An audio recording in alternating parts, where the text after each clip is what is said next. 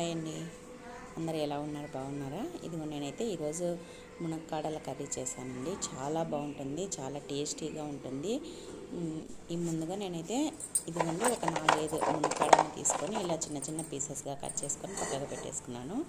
ఇప్పుడు స్టవ్ పైన కుక్కర్ పెట్టుకొని కుక్కర్లో ఒక 4-5 టేబుల్ స్పూన్ల ఆయిల్ వేసాను.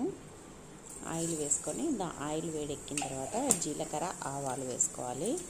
జీలకర్ర ఆవాలు కొద్దిగా చిటపటలాడిన తర్వాత ఒక onion, medium size onion cut చేసుకొని వేసుకున్నాను. వేసుకొని ఇలా కలిపేసుకోవాలి. ఇది చాలా బాగుంటుందండి, మీరు కూడా ఖచ్చితంగా ట్రై చేయండి, సూపర్గా ఉంటుంది. ఇప్పుడైతే ఇంకా ఆనియన్స్ వేగుతున్నాయి కదా, దీంట్లోనే ఒక 2 రెమ్మల కరివేపాకు వేసుకోవాలి. కరివేపాకు వేసుకొని కరివేపాకులో బాగా కలిపేటట్టు కలుపుకోవాలి. ఆయిల్లో కొద్దిగా ఫ్రై కావాలి.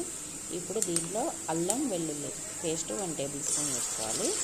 అల్లం వెల్లుల్లి పేస్ట్ వేసుకొని అల్లం వెల్లుల్లి పేస్ట్ పచ్చివాసన పోయేంత వరకు కలుపుకోవాలి. ఇలా అల్లం వెల్లుల్లి పేస్ట్ పచ్చివాసన పోయేంత వరకు కలుపుకున్న తర్వాత నేను ముందుగా 2 టమాటాలను తీసుకొని చిన్న ముక్కలుగా కట్ చేసి పెట్టుకున్నాను. ఆ కట్ చేసి పెట్టుకున్న ముక్కల్ని ఇప్పుడు ఈ అల్లం పేస్ట్ వేగిన కూడా ఈ దాంట్లో వేసేసుకోవాలి. అల్లం వెల్లుల్లి పేస్ట్ తర్వాత ఆనియన్స్, కరివేపాకన్ని కొద్దిగా మెత్తగడాలండి. ఇప్పుడు ఇలా కలిపేసుకొని దీంట్లో తగినంత ఉప్పు నేనైతే 1 టేబుల్ స్పూన్ వేసాను. 1/2 టేబుల్ స్పూన్ పసుపు, 1 టేబుల్ స్పూన్ కారం వేసుకోవాలి. ఈ 3 వేసిన తర్వాత ఒకసారి ఈ ఆనియన్స్ టమాటాల్లో కలిపేస్తే బాగా కలుపుకోవాలి. ఇలా అంత బాగా కలుపుకొని ఇప్పుడు ఒక 1/2 టేబుల్ స్పూన్ ధనియాల పొడి వేసుకోవాలండి. 1/2 టేబుల్ స్పూన్ ధనియాల పొడి కూడా వేసుకొని ఒకసారి బాగా కలుపుకోవాలి. చూడండి, ఇలా బాగా కలుపుకున్న తర్వాత మూత పెట్టేసి ఒక 5 నిమిషాలు మగ్గనివ్వాలి. ఈ కారం అంతా బాగా టమాటాలు అవన్నీ మెత్తపడిపోతాయి.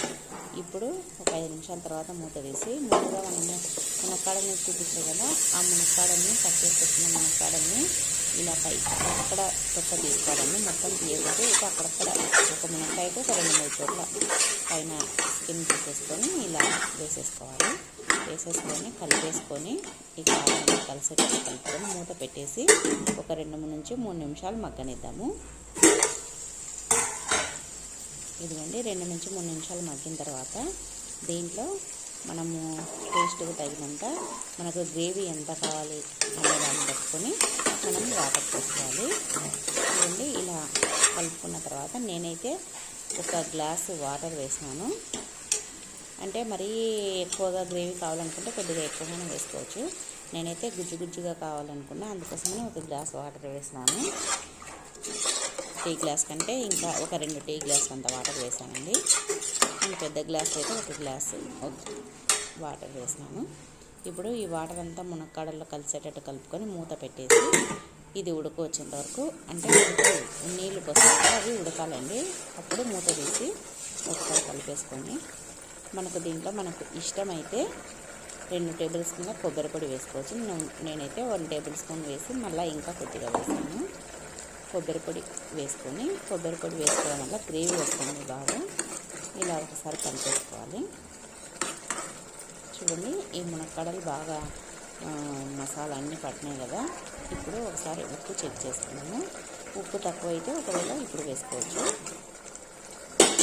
ఉప్పు కూడా చెక్ చేసుకున్న తర్వాత ఇప్పుడైతే ఇంకా చివరగా కొత్తిమీర వేసుకోవాలి. కొత్తిమీర కూడా వేసుకొని ఒకసారి కలిపేసుకొని కుక్కర్ది మూత పెట్టేసుకోవాలండి. కుక్కర్ మూత పెట్టేసుకొని ఒకవేళ మన కుక్కర్ వద్దనుకుంటే మామూలు స్టవ్ పైన కూడా చేసుకోవచ్చు. అప్పుడైతే ఒక 15 నిమిషాలు ఉడకనివ్వాలి.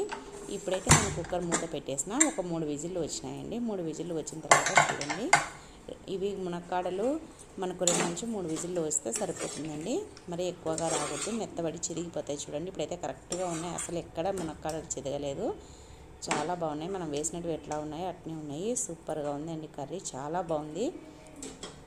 ఇది పలావులోకి దేంట్లోకి తిన్నా కూడా బాగుంటుందండి. వెజిటేబుల్ రైస్ చేసుకొని తిన్నా కూడా ఈ మునక్కాడల కర్రీ బాగుంటుంది. చూడండి, వైట్ రైస్లోకి అయితే ఇంకా బాగుంటుంది. వేడిగా టేస్టీగా ఉండే మునక్కాడల కర్రీ రెడీ అయిపోయిందండి. సూపర్గా ఉంటుంది. మీరు కూడా ఒకసారి ఖచ్చితంగా ట్రై చేయండి. ఈ ప్రాసెస్లో ట్రై చేయండి, చాలా బాగుంటుంది. తర్వాత సర్వింగ్ ప్లేట్లోకి తీసుకొని పైన కొత్తిమీర చల్లుకోవాలి.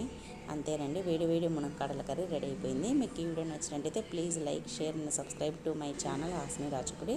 Thank you for watching. మరి ఒక వీడియోతో మళ్ళీ కలుద్దాం. అంతవరకు బాయ్.